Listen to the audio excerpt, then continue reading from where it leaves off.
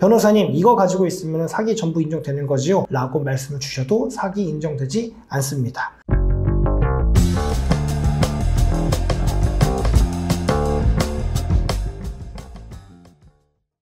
경찰 조사 가서 이건 절대로 하시면 안 됩니다 라는 제목으로 한번 말씀 나눠보도록 하겠습니다. 결론부터 말씀드릴게요. 뭐 하시면 안 되냐? 평가하시면 안 됩니다. 많은 분들이 이렇게 말씀하세요. 경찰관님 제가 속았습니다. 그거 정당방위였습니다. 저 명예훼손 당했습니다. 이렇게 평가들을 많이 얘기하시는데 경찰 조사에서는 그렇게 답변하시면 절대 안 됩니다. 경찰 조사에서는요 필요한 게 평가가 아니라요 구체적으로 무슨 일이 있었는지 사실관계에 대한 언급입니다. 그러니까 정확히 상대방이 나한테 뭐라고 말을 했습니다. 그런데 알고 봤더니 사실은 이러이러했습니다. 내가 그게 거짓말이다 라는 걸 알게 된 거는 언제고 어떤 경위로 알게 됐습니다. 이렇게 얘기를 하셔야지 수사관님 제가 속았습니다 라고 얘기하는 법적 평가는 수사관 앞에서 아무런 도움이 되지 않습니다. 정당방위도 마찬가지겠죠. 수사관님 제가 사람을 때리긴 했지만 그건 정당방위였습니다. 이거는 아무런 도움이 안 됩니다. 그게 정당방위가 맞는지 법률적으로 평가를 해야 되는데 구체적으로 어떤 상황이었는지 설명이 돼야 되고 묘사가 돼야 됩니다. 당신은 어두운 밤이었고 골목길이었고 그래서 나는 공포감을 느낄 수밖에 없는 상황이었고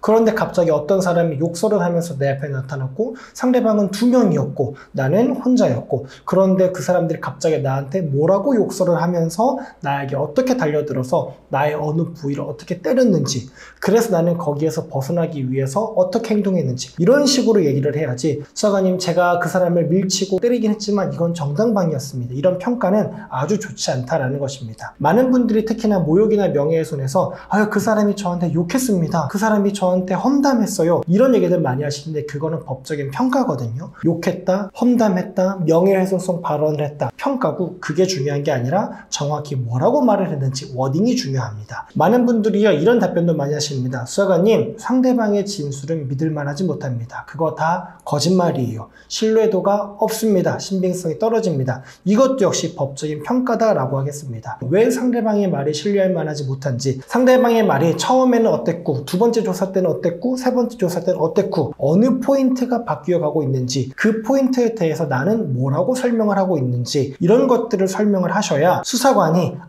법적으로 봤을 때 상대방의 진술은 믿을만하지 못하구나 라는 평가를 스스로 하는 거지 조사를 받는 당사자가 법적 평가를 해서 경찰관에게 알려줘도 그거는 유의미하지가 않습니다. 마지막으로 한 가지만 더 말씀드리겠습니다. 변호사님 상대방이 자기 잘못을 모두 인정했습니다. 예를 들어서 이렇게 볼게요. 돈을 빌려갔어요. 돈을 갚지 않았어요. 돈을 돌려달라고 말했더니 이렇게 쓰는 겁니다. 상대방의 거짓말했다라는 거 다 인정합니다. 언제까지 돈을 갚도록 하겠습니다. 공증까지 받았습니다. 그거 갖고 와가지고 변호사님 이거 가지고 있으면 사기 전부 인정되는 거지요? 라고 말씀을 주셔도 사기 인정되지 않습니다. 법원에선 뭐라고 말하냐면요 법적 평가는 자백의 대상이 아니다 라고 말합니다. 내가 너한테 사기 쳤어. 내가 너의 물건을 훔쳤어. 내가 너한테 명예훼손을 했어 라고 아무리 사건 당사자가 법적 평가를 해도 그거는 자백의 대상이 되지 않아요. 그렇기 때문에 사실관계에 대해서 작성을 하시거나 조사를 받으실 때 답변하실 때 중요한 거는 평가가 아니라 어떤 일이 있었는지 구체적으로 하나하나 사실관계를 언급하고 진술하는 거다라는 점에 대해서 한번 말씀드려봤습니다. 오늘은 경찰 조사 가서 제발 이건 하지 마세요 라는 제목으로 말씀 나눠봤습니다.